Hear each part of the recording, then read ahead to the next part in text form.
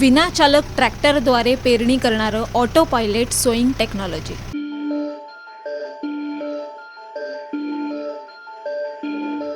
Yes, या German तंत्रज्ञानाचा महाराष्ट्रात पहिल्यांदाच वापर करण्यात आलाय. अकोला जिल्ह्यात राजू वरोकार आणि त्यांच्या कुटुंबियांनी पेरणीचा हा नवा प्रयोग केलाय.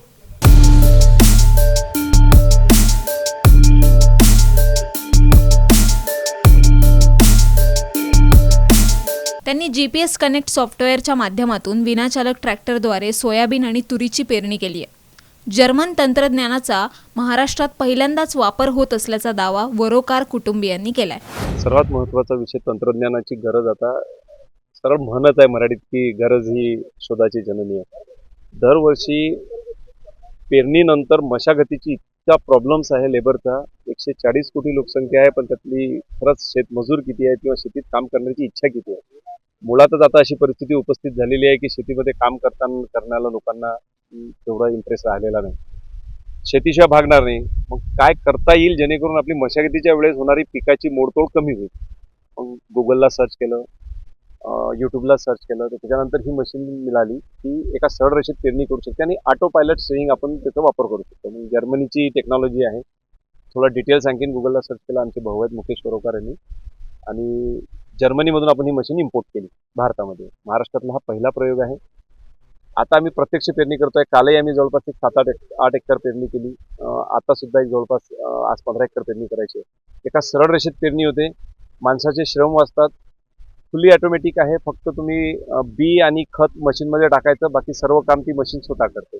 त्यामुळे हा खूप ॲडव्हान्स प्रोजेक्ट आहे. सर्व शेतकऱ्यांनी करावा, ज्यांनी शक्य आहे त्यांनी, असं मी तुम्हाला आवर्जून तुमच्या माध्यमातून आवाहन करेन.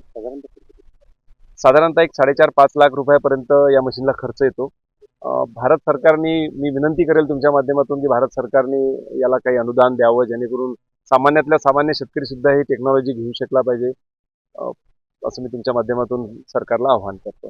या तंत्रज्ञानात शेतात ट्रॅक्टरद्वारे पेरणी करण्यासाठी चालकाची गरज नाही. पेरणी अगदी सरळ होते.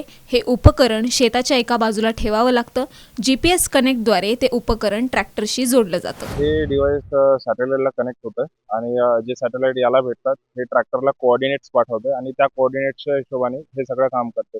त्याच्यामध्ये आपण ज्यावेळेला पेरणी करतो त्यावेळेला शेताला पहिले आपली शेताची आखणी करून घ्यायची, बाउंड्री, आणि त्या बाउंड्रीमध्ये आपण व्हर्टिकल लाईन्स आखायच्या, रो 1 रो 2, आणि रो 1 जी आखतो त्या रो 1ला पॅरलल सगळ्या रोज होतात, आणि रो 1ला रो 2 पॅरलल होण्यासाठी जे कोऑर्डिनेट्स लागतात ते कोऑर्डिनेट हे GPS ट्रॅक्टरला पाठवतंय आणि ट्रॅक्टरचं स्टेअरिंग हँडल होतं आणि त्याच्याने सगळ्या लाईन्स ज्या आहेत त्या एकाला एक पॅरलल निघतात आणि अशा पद्धतीने उत्तमरित्या पेरणी होते. हे उपकरण जे आहे ते जर्मन बनावटीचं आहे. त्यासाठी शेतकऱ्यांना 4.5 ते 5 लाख रुपये खर्च येतो.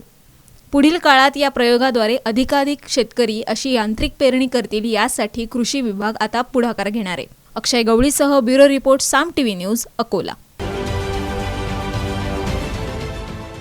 देश विदेशातील प्रत्येक घडामोडींचे लाईव्ह अपडेट मिळवण्यासाठी आता साम टीव्हीच्या सर्व सोशल मीडिया प्लॅटफॉर्मला लाईक, फॉलो आणि सबस्क्राईब करा.